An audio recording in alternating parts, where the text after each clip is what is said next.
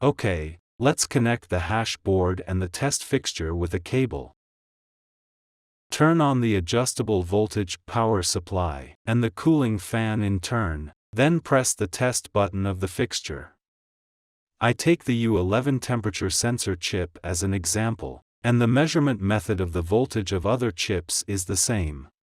Because pins 1 and 2 are connected to the PIC chip, their voltage should be around 3.3 volts. When measuring the voltage, we need to connect the test lead to the negative pole of the hashboard, and the red test lead to connect the pin to be tested, and the multimeter shows about 3.3 volts is normal. The working voltage of the powering pin 8 is also 3.3 volts, and the resistor connected to the I/O interface also needs to have a voltage of 3.3 volts.